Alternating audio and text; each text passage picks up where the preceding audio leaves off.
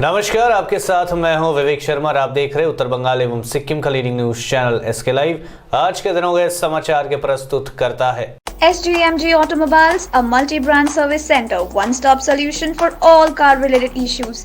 यहाँ latest technology के साथ सभी ब्रांड की गाड़ियों की सर्विसिंग होती है। टीना का घर बनाने का टोटल समाधान, बाजार भाव से हमारे यहाँ किफायती दाम। International Furniture, unbeatable price. Visit a Royal Oak store today. देश में अब शुरू हो जाएगा टीकाकरण अभियान। कोविडशील्ड और कोवैक्सीन के इमरजेंसी इस्तेमाल के लिए DCGI ने दी मंजूरी। कोरोना वैक्सीन पर अब तक की सबसे बड़ी खबर है।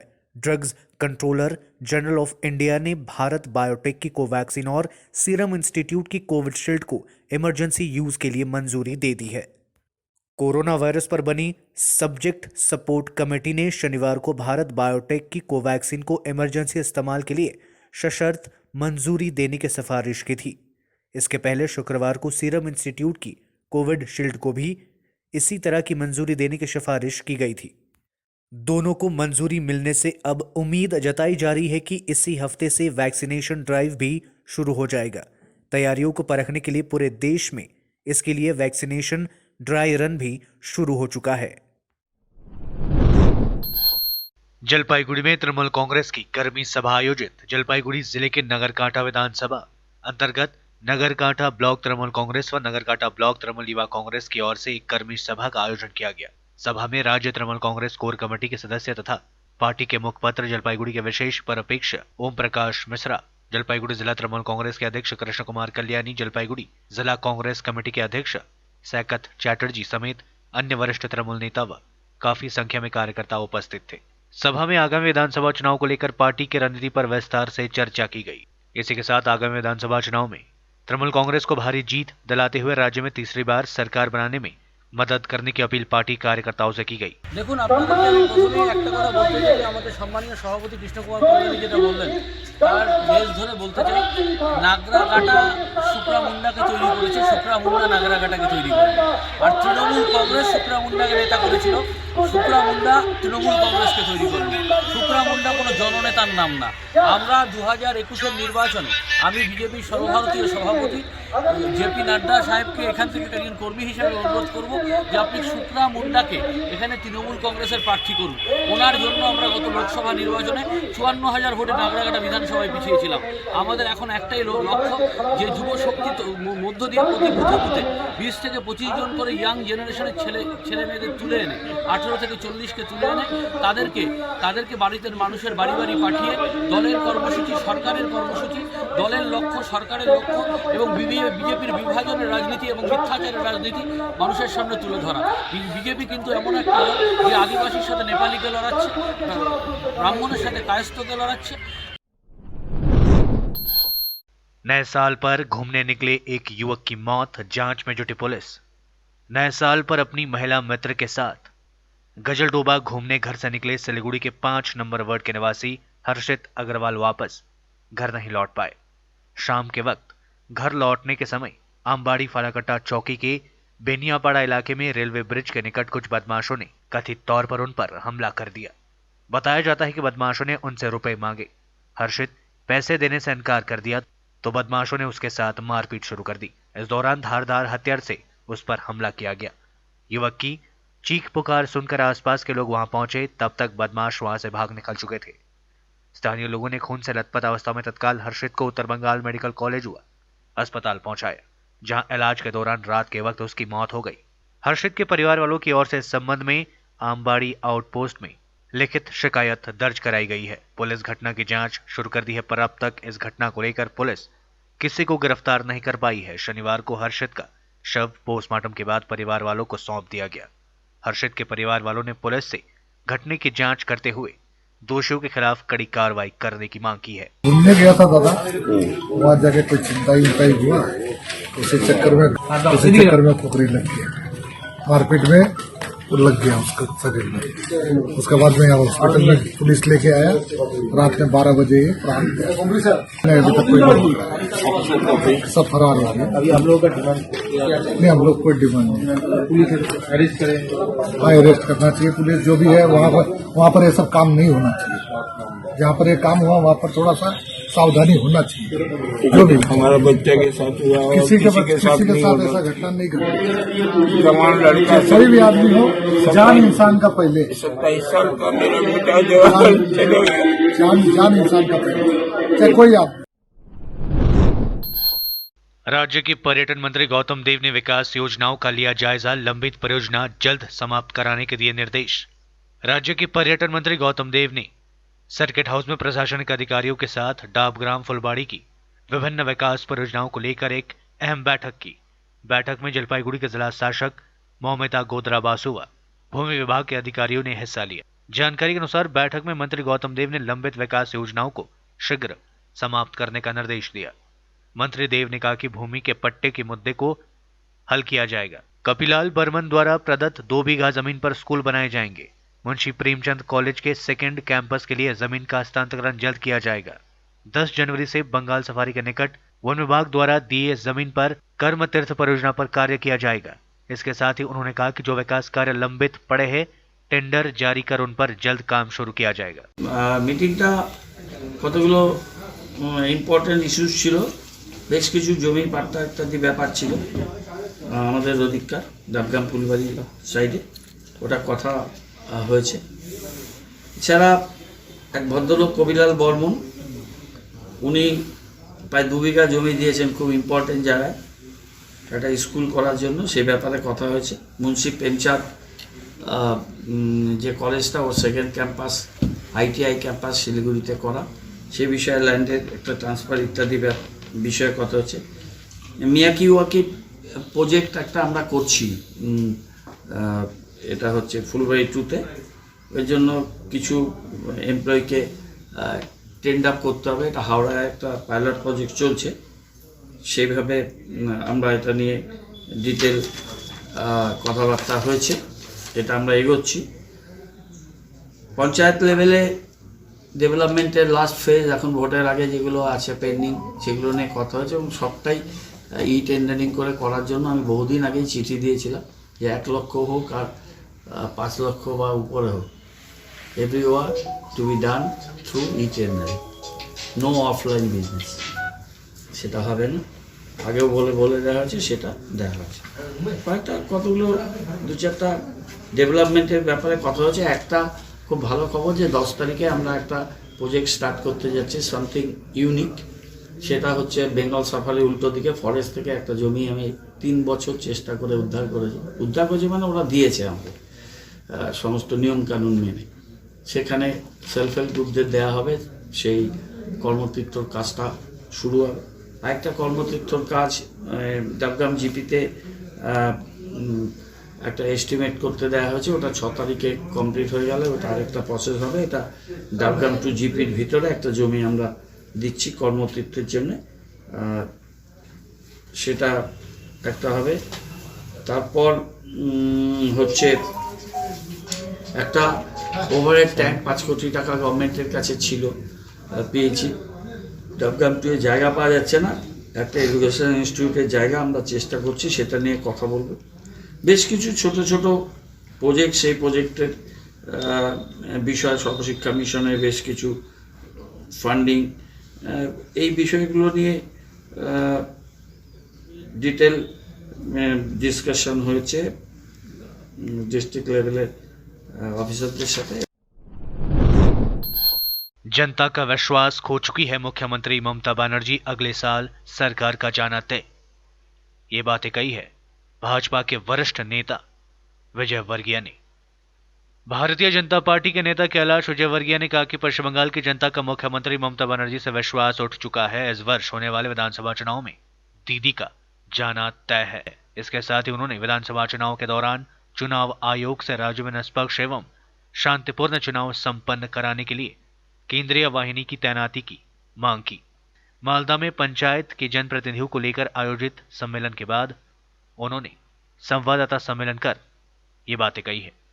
इसके साथ ही उन्होंने टीम इंडिया के पूर्व कप्तान व बीसीसीआई अध्यक्ष सौरव गांगुली के अचानक बीमार पड़ने पर दुख जताते हुए उनके परिवार वालों के प्रति संवेदना जताई। उन्होंने मालदा शहर के कॉलेज ऑडिटोरियम में भाजपा के पंचायत जनप्रतिनिधियों को लेकर आयोजित सम्मेलन में हिस्सा लिया। कार्यक्रम के बाद संवाददाता सम्मेलन को संबोधित करते हुए उन्होंने कहा कि 4 महीने बाद पश्चिम बंगाल के विधानसभा चुनाव होंगे। उन्होंने कहा कि चुनाव में जनता की राय अंतिम होती है। जनता की अदालत देश की सबसे बड़ी अदालत है।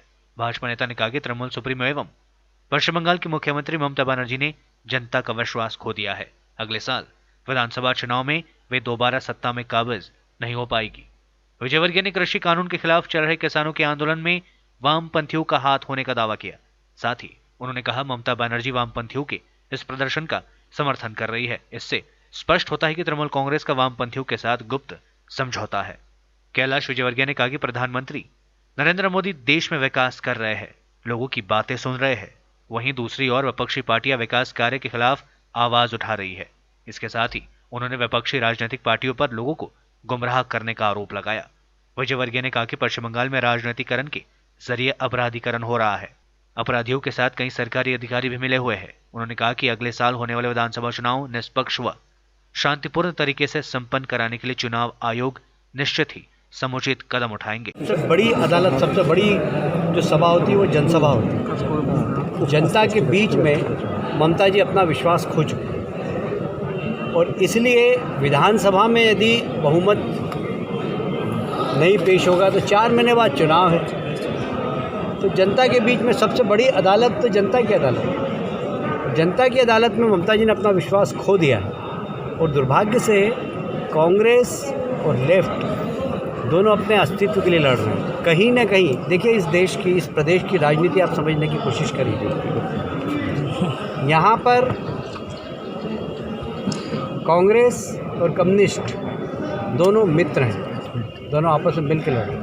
केरल में ये आपस में झगड़ा, दोनों मिलकर किनसे लड़ रहे हैं? ममता जी से। किसान आंदोलन का नेतृत्व कौन कर रहा है? सीपीएम, कम्युनिस्ट, वामपंथी लोग कर रहे हैं। वामपंथी को समर्थन देने कौन जाती है? ममता जी के 5 साल से।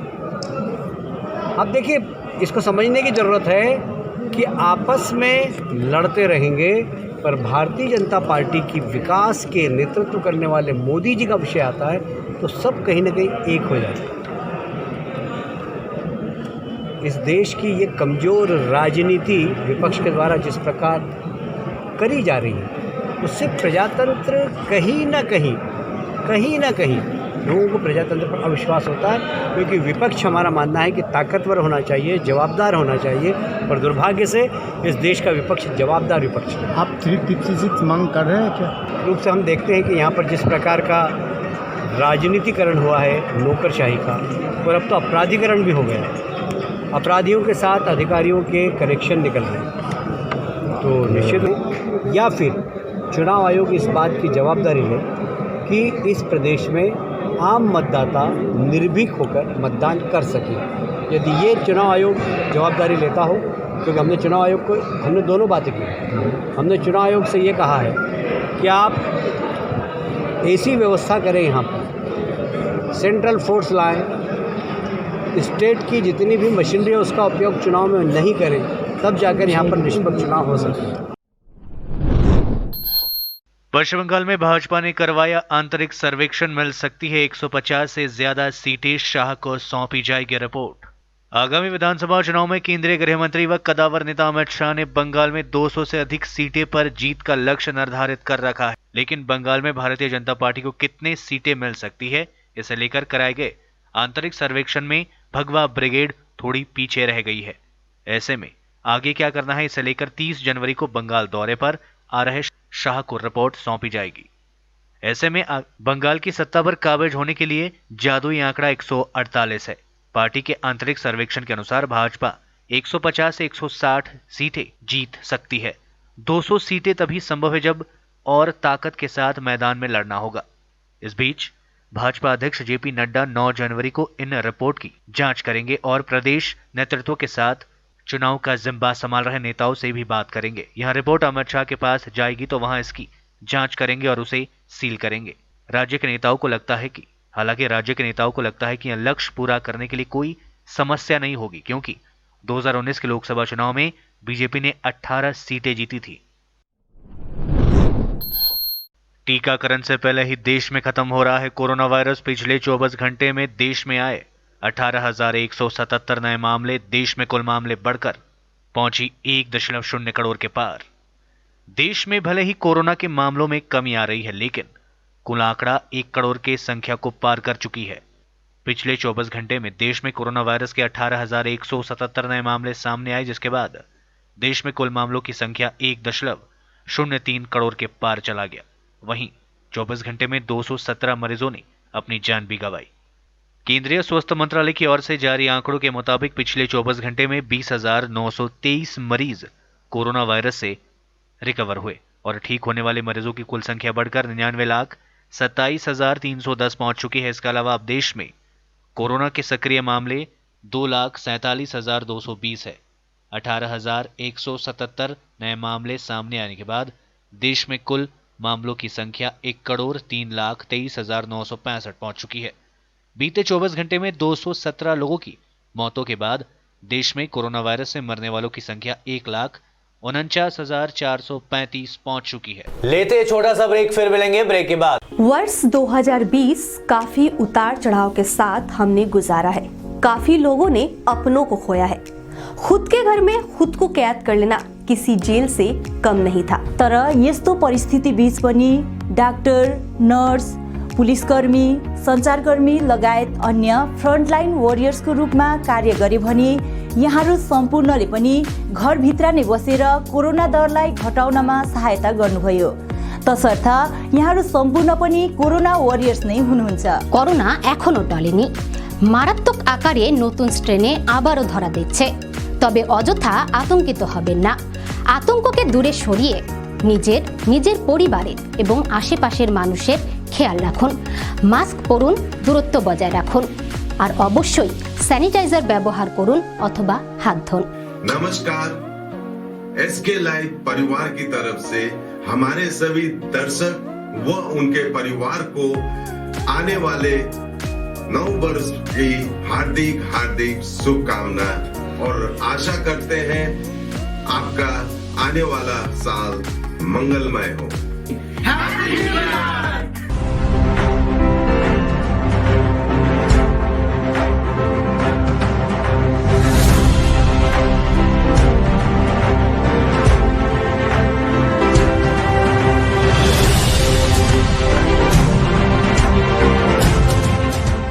खुट्टा सुनिनु होला मलाई चाहिँ कोल्ड कफहरू थियो र मलाई यहाँको दबाईले सुट गर्यो। म एकदमै जाती हुँदैछ। तपाईको थाइरोइड कस्तो भयो? एकदमै राम्रो भयो। मेरो चाहिँ यो ब्याक पेन हुन्थ्यो पुरा, यो साइड पेन हुन्थ्यो कि यो ब्याकमा निकै सन्चो भएको थियो। अहिले चाहिँ धेरै सन्चो छ।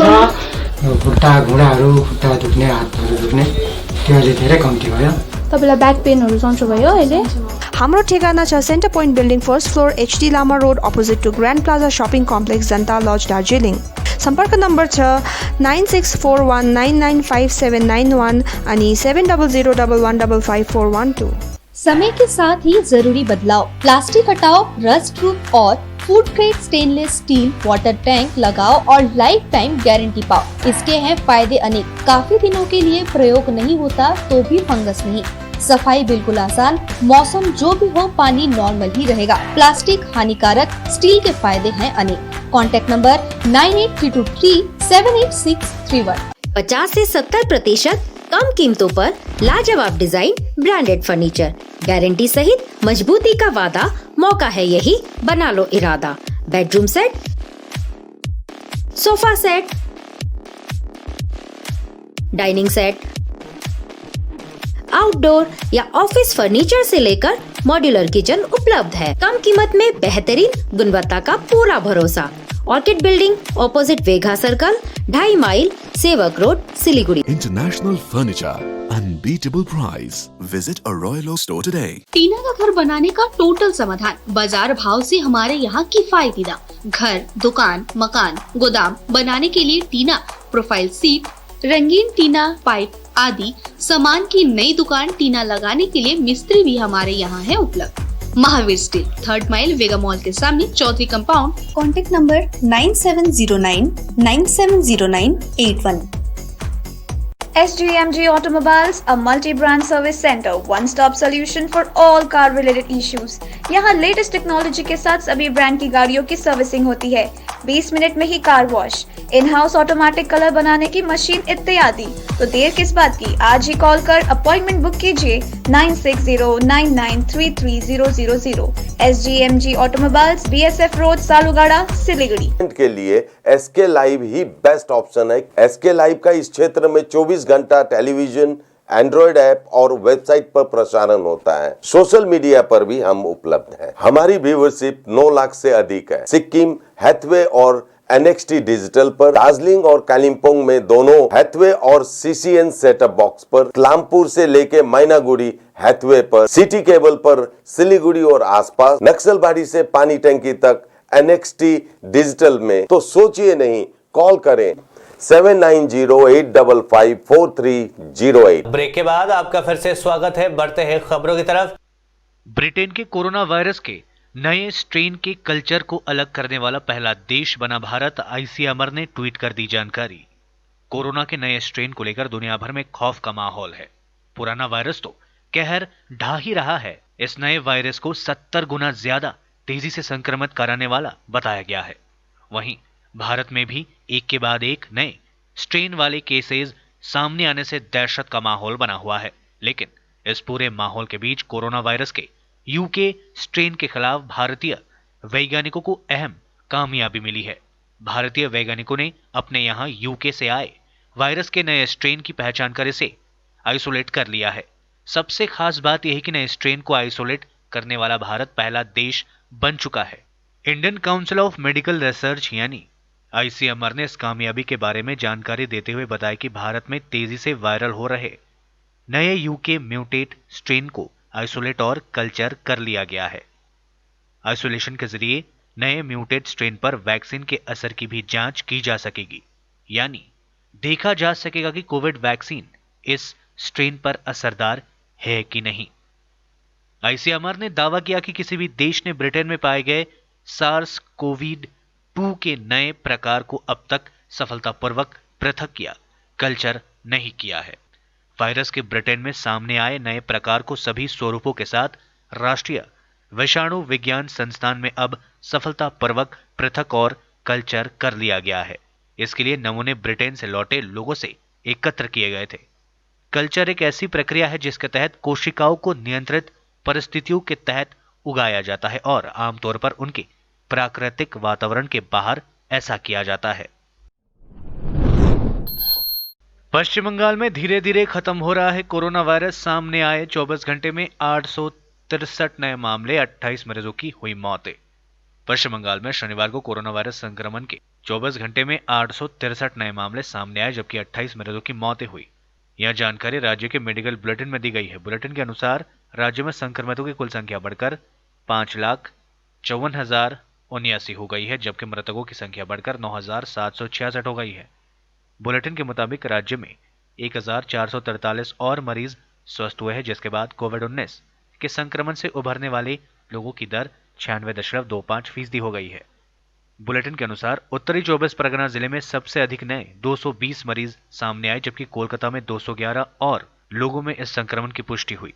उत्तरी 24 परगना जिले में सबसे अधिक 10 और मरीजों की जान चली गई, जबकि कोलकाता में 8 और मरीजों की मौतें हुई। राज्य में अभी 11,008 मरीजों का इलाज चल रहा है। अब तक 5,33,305 लोग संक्रमण मुक्त हो चुके हैं। पश्चिम बंगाल में अब तक 71.77 लाख लोगों की कोविड-19 की जांच हुई है, जिनमें से 28,275 का परीक्षण पिछले 24 घंटे में किया गया।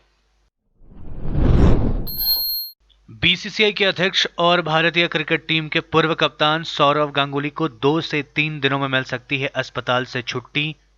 मुख्यमंत्री ममता बनर्जी और केंद्रीय गृह मंत्री अमित शाह ने जाना हाल। भारतीय क्रिकेट कंट्रोल बोर्ड BCCI के अध्यक्ष सौरव गांगुली अस्पताल में भर्ती है। शनिवार को जिम में वर्कआउट करने के दौरान गांगुली के सीने में दर्द हुआ। इसके बाद परिजनों ने उन्हें कोलकाता के वुडलैंड्स अस्पताल में एडमिट कराया। 48 वर्षीय सौरव गांगुली की एंजियोप्लास्टी की गई है। टीम इंडिया के पूर्व कप्तान सौरव गांगुली के फैंस के लिए अच्छी खबर है। उनकी हालत अब ठीक है और 2 से 3 दिनों में उन्हें अस्पताल से छुट्टी मिल सकती है। क्रिकेट की दुनिया में अपना लोहा मनवाने वाले सौरव गांगुली की तबीयत खराब होने की खबर जैसे ही लोगों को मालूम पड़ी, उन्हें एक पल के लिए झटका लगा। हमेशा फिट दिखने वाले दादा जब अस्पताल में भर्ती हुए तो उनके लिए दुआओं का दौर शुरू हो गया। खेल ही नहीं राजनीति के भी दिग्गजों ने सौरव गांगुली का हाल जाना। पश्चिम बंगाल की मुख्यमंत्री ममता बनर्जी उन्हें देखने के लिए अस्पताल पहुंची। पूर्व क्रिकेटर से मुलाकात के बाद मुख्यमंत्री ममता बनर्जी ने बताया कि वहां अच्छा कर रहे हैं। वहीं पश्चिम बंगाल के राज्यपाल जगदीप धनखड़ ने भी गांगुली का हाल जाना। उन्होंने गांगुली के तेजी से स्वस्थ होने की कामना की। जनवरी में ही मालदा जिला परिषद पर होगा भाजपा का कब्जा, ये बातें कही है सांतायन बासु ने। राज्य सरकार की उदासीनता के कारण केंद्रीय योजनाओं से बंगाल की जनता वंचित। कई तृणमूल कांग्रेस के नेता भारतीय जनता पार्टी के संपर्क में। भारतीय जनता पार्टी के प्रदेश महासचिव सांतायन बासु ने कहा कि जनवरी महीने में भाजपा मालदा जिला परिषद पर कब्जा करेगी। मालदा में संवाददाताओं को संबोधित करते हुए उन्होंने तृणमूल कांग्रेस को सीधे तौर पर इसकी चुनौती दे डाली। उन्होंने कहा कि जनवरी में ही मालदा जिला परिषद पर भाजपा का कब्जा होगा, यहां केवल समय का इंतजार है। साथ ही उन्होंने कहा कि इस साल होने वाले विधानसभा चुनाव में भारतीय जनता पार्टी सत्ता में आएगी। मालदा कॉलेज ऑडिटोरियम में पार्टी के पंचायत जनप्रतिनिधियों को लेकर आयोजित बैठक में हिस्सा लेने वहां पहुंचे थे। भाजपा नेता ने कहा कि पंचायत प्रतिनिधियों से आज विभिन्न विषयों पर विस्तार से चर्चा की गई। इसके साथ ही उन्होंने राज्य की सत्ताधारी तृणमूल सरकार पर बरसते हुए कहा कि कई तृणमूल नेता भाजपा के संपर्क में है। उन्होंने कहा कि भारतीय जनता पार्टी एकमात्र लक्ष्य पश्चिम बंगाल को सोनार बंगला अर्थात सोने का बंगाल बनाना है।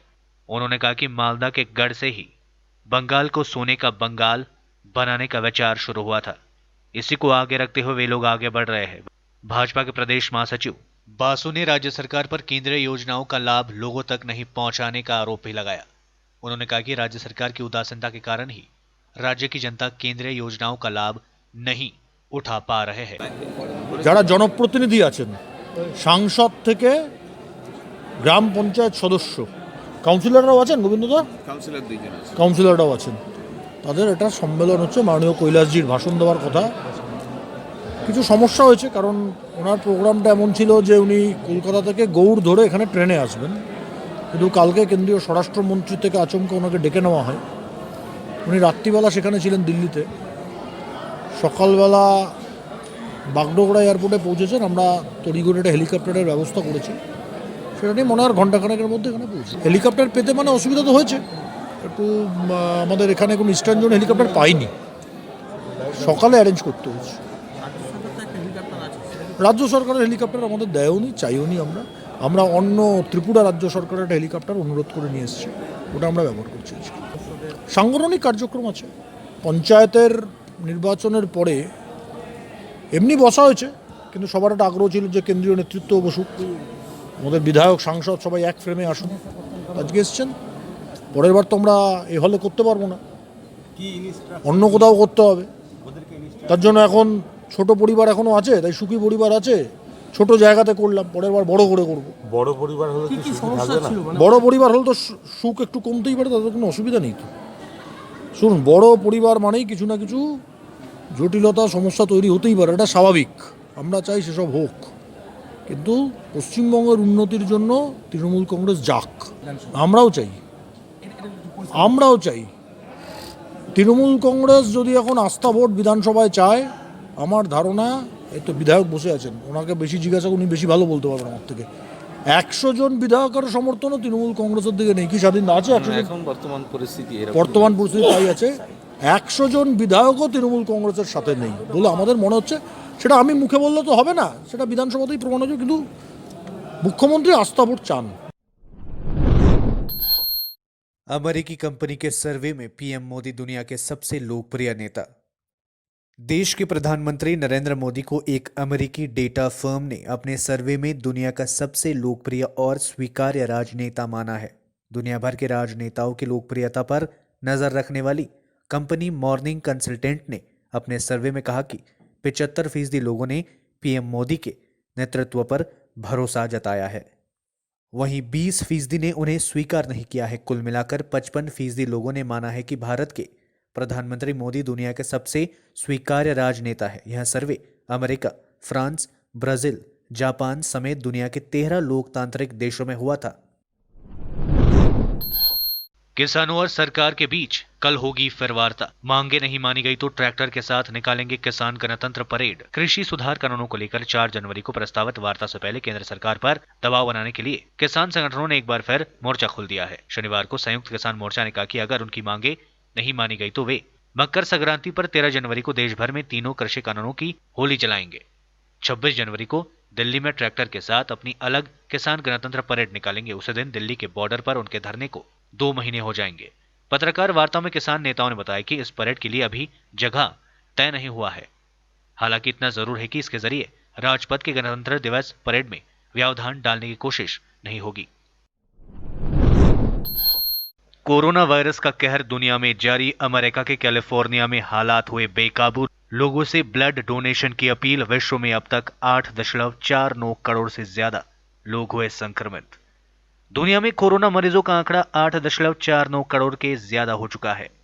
6 करोड़ 1 लाख से ज्यादा लोग ठीक हो चुके हैं। अब तक 18,42,000 से ज्यादा लोगों की मृत्यु हो चुकी है। ये आंकड़े www.worldometers.info कोरोना वायरस के मुताबिक है। अमेरिका में संक्रमण के हालात बिगड़ते जा रहे हैं। कैलिफोर्निया के अस्पतालों में बेड्स की कमी पहले से हो चुकी है। अब यहां गंभीर मरीजों की संख्या तेजी से बढ़ने लगी है। यही वजह है कि लोगों से ब्लड डोनेशन की अपील की जा रही है। कैलिफोर्निया के हेल्थ डिपार्टमेंट ने शनिवार को एक अपील जारी की। इसमें लोगों से ब्लड डोनेशन यानी रक्तदान की अपील की गई। बयान में कहा गया कि हमारा राज्य कोविड-19 के बढ़ते संक्रमण से जूझ रहा है। यह बेहद मुश्किल वक्त है। हमारे ब्लड सेंटर्स को ब्लड यूनिट्स की सख्त जरूरत है। कृपया हर ब्लड ग्रुप के लोग डोनेशन के लिए आगे आए। इस महामारी का मुकाबला करना है तो सबको साथ आना होगा। हमें अपने लोगों की जान बचानी है। आज के लिए बस इतना ही और विस्तृत खबरों के लिए देखते रहिए एसके लाइव। आपका समय आपकी खबर। धन्यवाद।